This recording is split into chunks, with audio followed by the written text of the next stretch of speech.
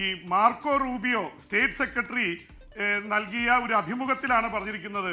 ഈ ഞങ്ങള് യുദ്ധത്തിന് വേണ്ടി ഇങ്ങനെ വലിയ രീതിയിൽ നിൽക്കുകയല്ല, പ്രശ്നങ്ങൾ പരിഹരിക്കാൻ ഞങ്ങൾ തയ്യാറാണ്. അതിന്റെ ഭാഗമായിട്ട് ഇറാന്റെ പരമോന്നത നേതാവ് ആയത്തുള്ള ഖമനിയായിട്ട് പോലും ചർച്ചയ്ക്ക് അമേരിക്കൻ പ്രസിഡന്റ് ഡൊണാൾഡ് ട്രംപ് തയ്യാറാവും എന്നാണ് രണ്ടാമനായിട്ടുള്ള സ്റ്റേറ്റ് സെക്രട്ടറി മാർക്കോ റൂബിയോ വെളിപ്പെടുത്തിയിരിക്കുന്നത്. എന്ന് വിചാരിച്ചിട്ട് ഇപ്പൊ പോയി സംസാരിക്കുമെന്നല്ല, ഇനി അഥവാ ട്രംപ് തയ്യാറായാലും ഒരു തരത്തിലും ആയത്തുള്ള ഖമനായി തയ്യാറാവില്ല. അദ്ദേഹം ബങ്കറിൽ ഒളിവിലാണ്, അദ്ദേഹത്തെ കൊല്ലാനാണ് ശ്രമിച്ചുകൊണ്ടിരിക്കുന്നത്. അപ്പൊ അതുകൊണ്ട് ഒരു തരത്തിലുള്ള അമേരിക്കയുടെ ഇതിലും അവർ വീഴാൻ സാധ്യതയില്ല. എന്ന് മാത്രമല്ല, ഈ രണ്ടാമത്തെ യുദ്ധക്കപ്പൽ, വിമാനവാഹിനി യുദ്ധക്കപ്പൽ വന്നുകൊണ്ടിരിക്കുകയാണ്.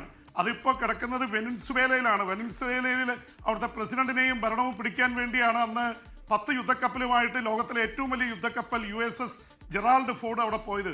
75 വിമാനങ്ങളുമായി, യുദ്ധവിമാനങ്ങളും, അതായത് ലേറ്റസ്റ്റ് ആണ്, F-35C എന്ന അടക്കമുള്ള യുദ്ധവിമാനങ്ങളും ബങ്കർ ബസ്റ്റർ ബോംബുകളുമായിട്ട് അത് ഇറാൻ തീരത്തേക്ക് വന്നുകൊണ്ടിരിക്കുകയാണ്. അടുത്ത 3-4 ദിവസത്തിനുള്ളിൽ ഇവിടെ എത്തുമെന്നാണ് റിപ്പോർട്ട്. അതിനു മുമ്പ് തന്നെ USS ആബ്രഹാം ലിങ്കൻ ഉണ്ട്.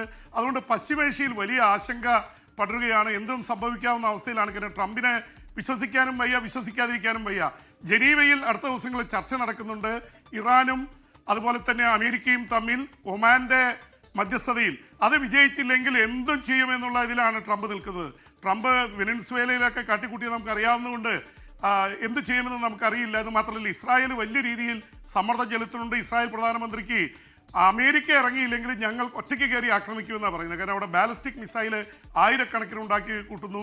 അപ്പോൾ അതുകൊണ്ടൊക്കെ ഇതൊരു വല്ലാത്ത തരത്തിൽ പശ്ചിമേഷ്യയിൽ ആശങ്ക ഉരുണ്ടുകൂടിയാണ്. ഒപ്പം തന്നെ നമ്മുടെ ഉപഭൂഖണ്ഡത്തിലും വലിയത് നടക്കുന്നത്. ബംഗ്ലാദേശിൽ പുതിയ പ്രധാനമന്ത്രിയായി താരിഖ് റഹ്മാൻ അധികാരമേൽക്കുകയാണ്. ചൊവ്വാഴ്ച ഇന്ത്യൻ പ്രധാനമന്ത്രി നരേന്ദ്രമോദിക്ക് ക്ഷണം വന്നിട്ടുണ്ട്.